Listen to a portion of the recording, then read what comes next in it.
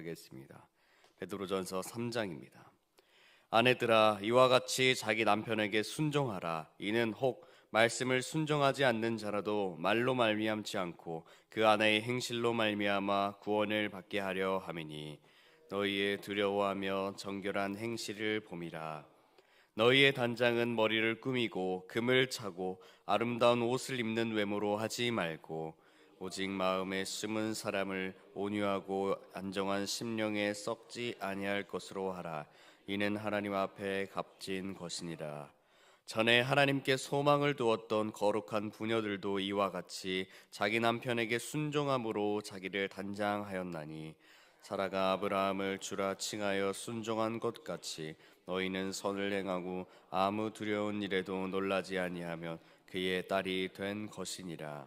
남편들아, 이와 같이 지식을 따라 너희 아내와 동거하고 그를 더 연약한 그릇이요 또 생명의 은혜를 함께 이어받을 자로 알아 귀히 여기라. 이는 너희 기도가 막히지 아니하게 하려 함이라.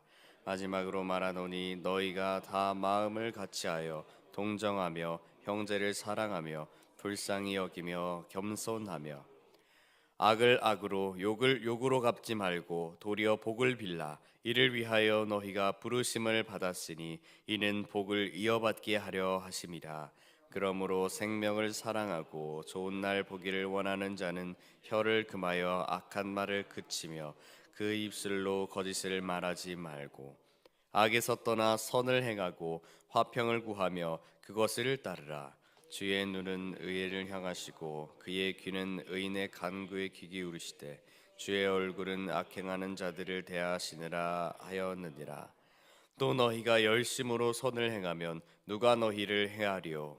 그러나 의를 위하여 고난을 받으면 복 있는 자니, 그들이 두려워하는 것을 두려워하지 말며 근심하지 말고, 너희 마음에 그리스도를 주로 삼아 거룩하게 하고, 너희 속에 있는 소망에 관한 이유를 묻는 자에게는 대답할 것을 항상 준비하되 온유와 두려움으로 하고, 선한 양심을 가지라. 이는 그리스도 안에 있는 너희의 선행을 욕하는 자들로 그 비방하는 일에 부끄러움을 당하게 하려 함이라. 선을 행함으로 고난받는 것이 하나님의 뜻일진데 악을 행함으로 고난받는 것보다 나으니라. 그리스도께서 단번에 죄를 위하여 죽으사 의인으로서 불의한 자를 대신하셨으니, 이는 우리를 하나님 앞으로 인도하려 하심이라. 육체로는 죽임을 당하시고 영으로는 살리심을 받으셨으니, 그가 또한 영으로 가서 옥에 있는 영들에게 선포하시니라. 그들은 전에 노아의 방을 하나님이 오래 참고 기다리실 때에 복종하지 아니하던 자들이라. 방주에서 물로 말미암아 구원을 얻은 자가 몇 명뿐이니 겨우 8명이라. 물은 예수 그리스도께서 부활하심으로 말미암아 이제 너희를 구원하는 표니 곧 세례라. 이는 육체의 더러운 곳을 제하여 버림이 아니요 하나님을 향한 선한 양심의 간구니라. 그는 하늘에 오르사 하나님 우편에 계시니 천사들과 권세들과 능력들이 그에게 복종하느니라. 아멘. 오늘 저희가 읽은 베드로전서 3장은 크게 두 부분으로 나눌 수 있습니다. 표제어를 따라 잘 나누어져 있는데요. 1절부터 7절까지 한 부분으로 나눌 수 있고, 8절부터 마지막 절 22절까지 또 한 부분으로 나눌 수 있습니다. 표제어를 통해 이렇게 두 부분으로 나눌 수 있습니다만, 베드로전서 3장이 말하는 내용은 단 하나의 이야기입니다. 그 이야기는 바로 고난 속에서 어떻게 믿음을 지켜낼 것인가에 대한 하나의 이야기로 지금 베드로전서 3장을 베드로가 기록하고 있습니다. 우리 성도분들도 아시다시피 베드로전서는 당시 로마의 지배를 받고 있던 소아시아 지역의, 지금으로 말하면 터키 지역이죠. 그 지역에 있는 교인들, 성도들에게 보낸 편지입니다. 로마의 지배를 받는다는 것이 누가 다스리냐에 따라서 핍박을 받을 때도 있었고, 또 기독교가 그래도 용인되던 시절이 있었는데, 이때 당시에는 그 포악하다고 유명한 네로 황제가 다스리던 때였습니다. 네로 황제가 다스리던 로마 제국은 단지 예수님만을 믿는다는 이유 그 하나만으로 사회적으로 고립되었고 또 핍박받았던, 생명의 위협을 받았던 그런 시대였습니다. 이런 순환을 당하고 있는 당시 교인들에게 그리스도 안에서 우리가 하나 되어야 되고 믿음을 지켜야 한다라고 베드로가 편지를 통해 그들을 위로하고 독려하고 있는 모습입니다. 이런 목적에 맞게 베드로는 그리스도인들에게 지금 오늘 말씀을 통하여서 믿음을 지키도록 권면하고 있습니다. 1장에서는 모든 행실에 거룩한 사람이 되어야 된다라고 권면했었고 2장에서는 하나님의 종과 같이 살아가야 된다라고 권면했습니다. 그리고 오늘 말씀에서는 가정에서의 모습과 또 8절부터 22절에 이어지는 우리가 인생 전체적인 부분에서 어떠한 모습으로 살아가야 되는지를 권면하고 있죠. 사랑하는 성도 여러분, 오늘 베드로전서 3장의 말씀을 통해 우리가 가정 속에서 어떻게 믿음을 지켜야 하는지 깨닫는 이 새벽의 시간 되기를 축복합니다. 1절을 우리 함께 보도록 하겠습니다. 1절입니다. 함께 읽겠습니다. 시작. 아내들아, 이와 같이 자기 남편에게 순종하라. 이는 혹 말씀을 순종하지 않는 자라도 말로 말미암지 않고 그 아내의 행실로 말미암아 구원을 받게 하려 함이니. 아멘. 1절에서 이와 같이라고 이야기하고 있어요. 이와 같이. 저희가 가진 개역개정 성경에는 아내들아 이와 같이라고 두 번째에 등장하는 단어지만 원어적으로 보면 맨 처음 단어로서 이와 같이를 기록하고 있습니다. 여기서 이와 같이 아내들은 남편에게 순종해야 된다라는 것이죠. 여기서 말하는 이와 같이는 2장에서 저희가 살펴본 내용에 이어지는 단락이죠. 2장 하반부에 18절부터 25절까지 그리스도의 고난에 대해서 기록하고 있습니다.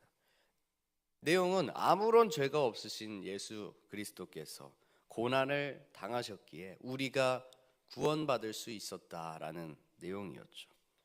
2장 19절에서 20절인데요. 제가 읽겠습니다. 부당하게 고난을 받아도 하나님을 생각함으로 슬픔을 참으면 이는 아름다우나 죄가 있어 매를 맞고 참으면 무슨 칭찬이 있으리요. 그러나 선을 행함으로 고난을 받고 참으면 이는 하나님 앞에 아름다우니라. 아멘. 3장 1절에 이와 같이는 바로 이것을 말하고 있는 겁니다. 이는 혹 말씀을 순종하지 않는 자라도 말로 말미암지 않고 그 안에 행실로 말미암아 구원을 받게 하려 함이니. 예수님께서 묵묵히 그 고난을 감당하심으로 그것이 하나님 앞에 아름다웠던 것처럼 아내들도 묵묵히 믿음의 행동들을 남편에게 보여야 한다고 베드로는 지금 이야기하고 있는 것입니다. 그런데 그것이 쉽지 않았습니다. 이때 당시 가정의 모습을 한번 생각해 본다면 이때 당시의 가장은 가정 안에서 아주 절대적인 권위를 가지고 있었습니다. 여성에게는 종교적인 자유 없었습니다. 남편이 황제를 숭배하면 아내도 따라서 같이 황제를 숭배해야만 했던 것이 이 당시의 일반적인 가정의 모습이었습니다. 이런 가정에서 남편보다 먼저 그리스도인 된 아내들은 남편의 종교를 따르지 않게 되었을 것이고 이 모습을 본 남편은 아내가 자신의 권위에 도전하고 불순종한다고 느꼈을 것입니다. 그로 인해 그 가정 가운데는 큰 갈등이 있었을 것입니다. 이렇게 큰 갈등을 겪고 있는 가정의 아내들에게 오늘 말씀에 베드로가 이야기하고 있는 것입니다. 이와 같이 남편에게 순종하라. 베드로가 말하고자 하는 바는 아주 명확하죠. 한 가지 명령입니다. 순종하라. 이와 같이 순종하라. 우리가 방금 살펴본 대로 이와 같이는 그리스도의 모습입니다. 그리스도의 모습과 같이 순종하라는 것이죠. 믿지 않는 남편을 말로 설득하기보다 2절에 기록되어 있듯이 정결한 행실을 보임으로써, 두려워함으로써 우리의 말이 아닌 행동으로 복음을 전하라는 것입니다. 믿음의 행동을 통해 복음을 전할 수 있고, 이 전해진 복음으로 믿지 않는 남편이 구원을 받을 수 있다라고 오늘 말씀에 이야기하고 있습니다. 이 말을 저희가 오해해서는 안 되는 건, 구원은 내가 아닌 다른 사람의 행위로서 나에게 주어지는 것은 아닙니다. 구원은 나 스스로가 예수님을 영접하고 예수님을 믿는다고 고백해야 주어지는 것이 구원이기 때문에,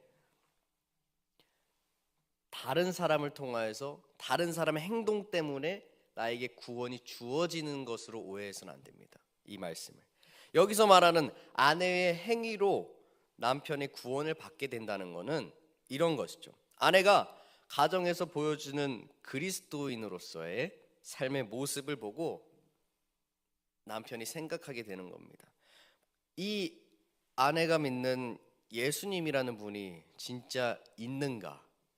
이 아내의 삶을 보면 그렇게 세상에서 핍박받고 나에게도 순종하지 않는다고 가정에 갈등이 일어나는데도 계속해서 그 사람을 따르는 걸 보면, 이 예수님이라는 분이 진짜 있는 분인가 하는 마음의 변화, 그리고 이 의문에서부터 시작되는 그럼 나도 한번 믿어볼까 하는 그 마음의 변화를 얻어 예수님을 믿게 될 수 있다는 겁니다. 여기서 믿다는 것은 이 마음의 변화를 통해 남편 스스로의 고백을 이야기하는 거겠죠. 이것이 바로 행동으로 전하는 복음입니다. 성경에서 늘 이야기하죠. 그리스도인은 선한 삶을 살아야 된다. 왜 그래야 됩니까? 삶으로 복음을 전해야 되는 자들이기 때문입니다. 사람들은, 우리 주변의 모든 사람들은 다 보고 있죠. 저 사람이 교회 다니는 사람인데 저렇게 행동하는구나. 우리 주변에 믿는 자들, 믿지 않는 자들 모두가 우리를 바라보고 있습니다. 우리는 우리가 있는 어디에서든지 행동으로 복음을 전해야 되는 사람들입니다. 가정에서도 마찬가지죠. 믿지 않는 가족이 있을 때 우리는 우리 삶으로 복음을 전해 주어야 됩니다. 말로만 하는 신앙생활이 아니라 삶으로 보여주는 신앙생활을 해야 된다는 것이죠. 베드로는 지금 이것을 말하고 있는 겁니다. 삶으로 예수를 보여주며 순종해라. 자, 여기서 말하는 순종에 대해서 또 오해할 수가 있는데, 여기서 말하는 순종은 맹목적인 복종을 의미하는 것이 아닙니다. 남편이 황제를 섬긴다고 해서 남편에게 순종해야지 하고 똑같이 황제를 섬기면 그것은 예수님을 믿는 사람으로서 우상을 섬기는 모습이 되는 것이죠. 이런 순종을 의미하는 것이 아닙니다. 남편을 하나님이 맺어주신 사람으로서 바라보고 그를 존중해주고, 또 가정에서 가장의 역할을 잘 감당할 수 있도록 옆에서 섬겨주어야 된다라는 의미인 것이죠. 그러나 믿음의 부분에 있어서는 믿음의 자세를 유지하는 것을 아주 중요하게 생각해야 하는 순종입니다. 이 모습이 바로 베드로가 말하는 순종의 모습인 것이죠. 베드로는 계속해서 아내에 대해서 이야기합니다. 3절과 4절인데요. 함께 읽도록 하겠습니다. 3절과 4절입니다. 시작. 너희의 단장은 머리를 꾸미고 금을 차고 아름다운 옷을 입는 외모로 하지 말고 오직 마음에 숨은 사람을 온유하고 안정한 심령 썩지 아니할 것으로 하라. 이는 하나님 앞에 값진 것이니라. 아멘.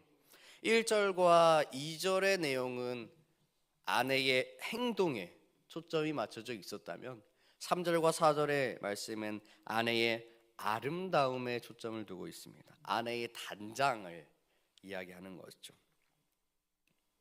베드로가 말하고자 하는 참된 아름다움은 썩어 없어질 외적인 것에 있는 것이 아니라 영원한 보이지 않는 것에 있다고 말하고 있습니다.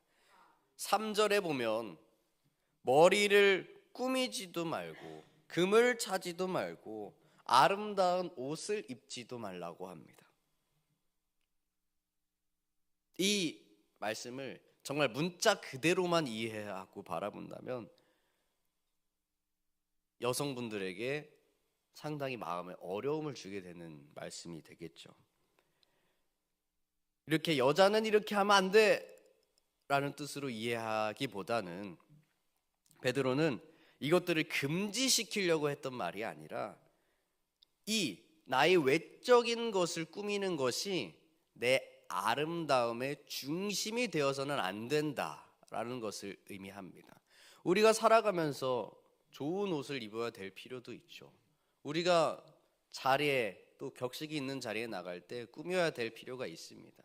그거를 그렇게 해서는 안 돼라고 바라보는 것이 아닌 그것이 내 아름다움의 중심이 되어서는 안 된다라고 이야기를 하고 있는 것입니다. 그것이 4절에 나오는데요. 4절에 마음에 숨은 사람이라는 표현이 나옵니다. 이는 나의 내면을, 나의 인격을 의미하고 있습니다. 너희가 단장할 것은 너희의 인격인데 그것을 온유하고 심령에 썩지 아니할 것으로 단장해야 된다라고 이야기합니다. 여기서 말하는 온유하다라는 것은 원어적으로 뜻을 살펴보면 자신의 의견만을 고집하지 않는, 이기적이지 않은 이런 뜻을 가지고 있는 단어입니다. 이러한 심령으로 단장한 아내는 믿지 않는 남편이 보기에 아름다워 보인다는 것입니다. 그리고 무엇보다 이렇게 단장한 아내의 모습을 하나님께서 귀하게 보신다고 오늘 말씀에 이야기하고 있는 것이죠. 쉬운 성경에 제가 한번 찾아봤는데요. 쉬운 성경에서 3절과 4절을 이렇게 기록하고 있습니다. 제가 읽어드리겠습니다.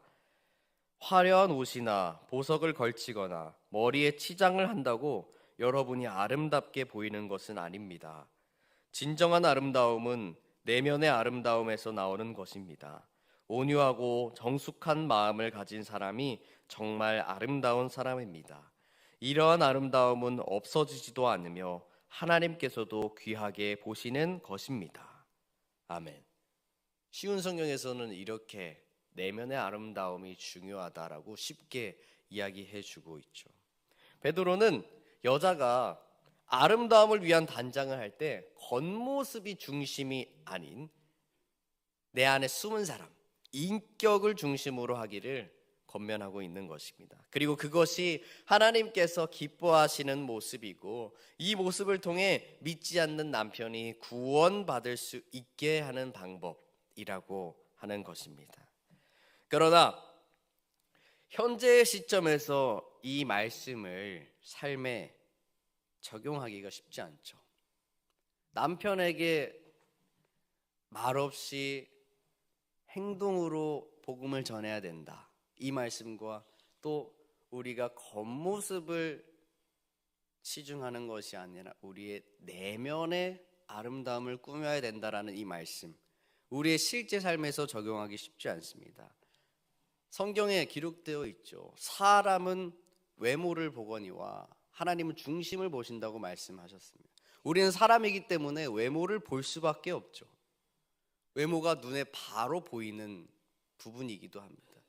그렇기 때문에 우리가 겉모습에 치중하고 아름다움을 드러내는 데에 우리는 계속해서 열심을 내고 우리의 초점이 그쪽으로 갈 수밖에 없게 되는 상황입니다. 또 밖에 나가서 열심히 장을 보고 왔는데 집에 갔더니 남편이 집안일 하나도 안 하고 누워 있습니다. 벌써부터 말이 나오려고 하죠. 어떻게 말로 하지 않고 삶으로 보여줄 수 있는지 정말 어렵습니다. 하물며 이 말씀이 쓰여지는 당시에를 생각해 본다면 더 어려웠을 것입니다. 그런데 이 신약 시대보다 더 이전에 남편에게 순종하며 온유의 성품을 가지고 살았던 자들이 있다고 오늘 말씀에 이야기하고 있습니다. 5절과 6절인데요. 5절과 6절 제가 읽도록 하겠습니다. 전에 하나님께 소망을 두었던 거룩한 부녀들도 이와 같이 자기 남편에게 순종함으로 자기를 단장하였나니 사라가 아브라함을 주라 칭하여 순종한 것 같이 너희는 선을 행하고 아무 두려운 일에도 놀라지 아니하면 그의 딸이 된 것이니라. 아멘. 지금 이 말씀을 듣고 있는 1차 수신자들은 소아시아 지역에 있는 교인들이었죠. 베드로는 너희 전에도 남편에게 순종하며 온유한 삶으로 단장하던 아내들이 있었다라고 이야기합니다. 그런 부녀들이 있었다라고 이야기하죠. 그리고 나서 6절에는 특별히 사라라는 인물을 언급하며 이야기하고 있습니다. 사라의 삶이 어떠했습니까? 우리 다 알고 있죠. 사라는 아브라함을 따라서 미래가 불투명하고 불확실하고 불쾌하며 위험한 상황에 놓였었지만 남편에게 순종하는 모습을 끝까지 보였던 사람입니다. 사라가 어떻게 그럴 수 있었을까요? 그녀는 아브라함을 이끌어가고 계신 하나님을 신뢰했기 때문에 남편에게 기꺼이 순종할 수 있었던 것입니다. 6절 하반부에 보면 너희는 선을 행하고 그리스도처럼 행하라는 의미이죠. 이와 같이와 이어지는 내용입니다. 아무 두려운 일에도 놀라지 아니하면 사라가 마주쳤던 아브라함을 따라가며 아브라함에게 순종하며 마주쳤던 그 많은 일들을 이야기하는 겁니다. 아니하면 그의 딸이 된 것이니라. 이렇게 행동하면 된 것이니라. 이미 되었다고 이야기를 하고 있죠. 이렇게 행하는 자들은 이미 그의 딸이 된 것이다. 하나님의 자녀 안에 있는 혈통이 되었다라고 베드로가 아내들에게 말씀하고 있는 것입니다. 마지막으로 베드로는 남편들을 향해서도 권면합니다. 7절인데요. 우리 7절을 함께 읽도록 하겠습니다. 시작. 남편들아 이와 같이 지식을 따라 너희 아내와 동거하고 그를 더 연약한 그릇이요 또 생명의 은혜를 함께 이어받을 자로 알아 귀히 여기라. 이는 너희 기도가 막히지 아니하게 하려 함이라. 아멘. 여기서 지식을 따른다라는 표현이 있는데 베드로가 어떤 구체적인 지식을 따라야 된다라고 말씀에 기록하고 있지 않기 때문에 딱 명확하게 짚을 수는 없지만 이는 이 지식을 따른다라는 의미는 복음의 진리 안에서 얻게 되는 지식을 의미하는 것입니다. 예를 들어 이 당시에 남편은 더 높고 아내는 더 낮은 사람으로서 대하는 태도가 있었죠. 근데 복음 안에서의 남편과 아내의 위치는 어떠합니까? 동일한 선상이죠. 똑같은 하나님의 형상으로서 하나님이 맺어주신 가정으로서 서로 존중하고 사랑하며 대해줘야 하는 것입니다. 이것이 바로 복음의 진리로부터 오는 지식이라고 할 수 있겠죠. 그리고 아내를 더 연약한 그릇으로 귀히 여기라고 합니다. 여자가 남자보다 물리적인 힘이 약한 것처럼 또 여러 부분들이 남자보다 부족한 부분에 있어서 깨지기 쉬운 그릇이라고 여겨주라는 것입니다. 깨지기 쉬운 도자기와 같이 정말 들어서 옮길 때도 애지중지하며 정말 귀한 도자기는 천으로 싸서 옮겨서 들고 다니는 것처럼 귀하게 그렇게 여겨주라는 말씀입니다. 그리고 생명의 은혜를 함께 이어받을 자로 알라고 이야기합니다. 여기서 이어받을 자라고 하는 것은 상속자를 의미하는 것인데요. 당시 남자만 상속의 자격이 있었던 시대를 생각해 보면 이 말씀은 아주 파격적이라고 할 수 있습니다. 아내를 나와 같은 상속자로 여겨야 된다라고 이야기하는 것이기 때문이죠. 그리고 그들이 상속받을 것은 구원과 영생의 은혜라는 것이죠. 이것이 남성과 여성의 차이가 없이 동등하게 상속되어진다라는 말씀입니다. 이 세 가지를 통해 베드로는 한 가지 목표를 제시합니다. 이 세 가지를 통해 주어지는 목표는 기도가 막히지 않는 것, 기도가 막히지 않는 것이죠. 남편이 아내를 존중하고 함부로 대하면 하나님과의 관계까지 막힌다라는 일종의 경고로도 볼 수 있겠습니다. 아내를 사랑하고 존중하는 것이 올바른 신앙생활의 필수적인 부분이라는 것입니다. 7절에서도 1절과 같이 이와 같이라는 표현이 등장합니다. 이와 같이.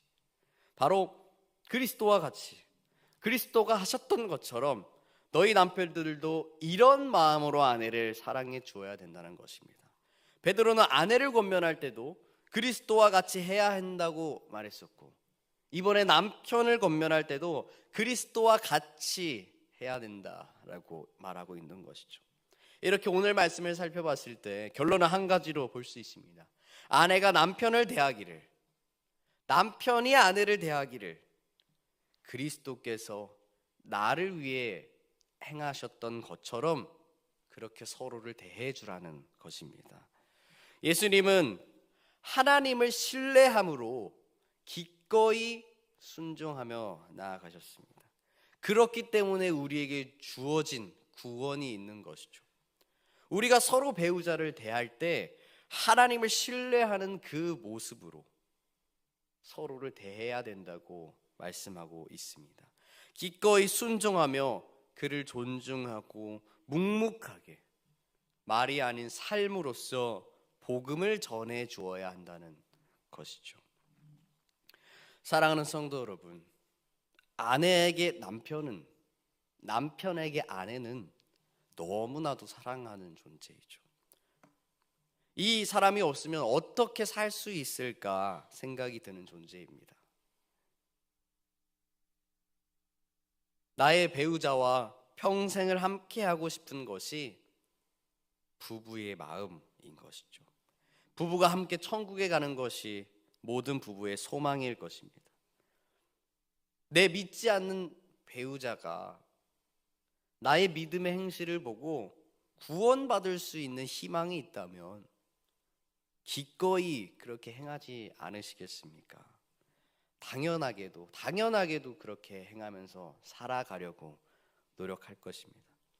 그렇게 행하는 가운데 우리의 마음은 나의 배우자를 구원받게 하실, 내 배우자의 마음을 변화되게 하실 하나님을 신뢰하는 마음으로서 순종해야 합니다.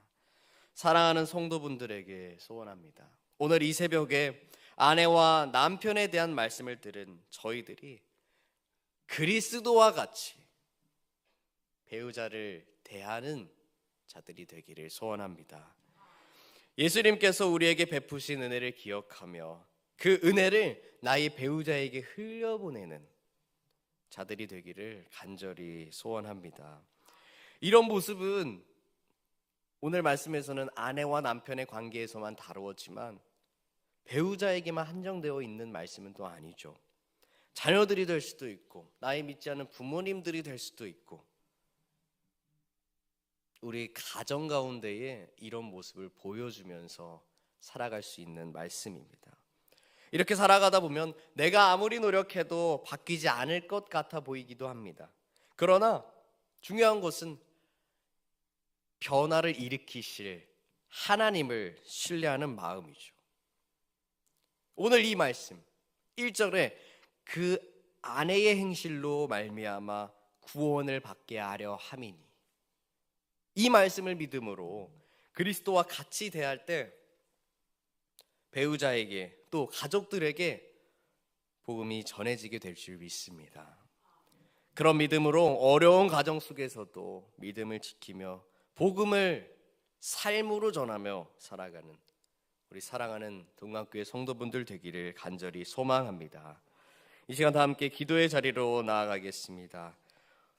우리 함께 오늘 주신 말씀을 붙들고 기도하겠습니다. 오늘 말씀 가운데 아내와 남편의 관계를 통해 우리 가정에서 우리가 어떻게 믿음을 지켜야 되는지를 함께 살펴보았습니다.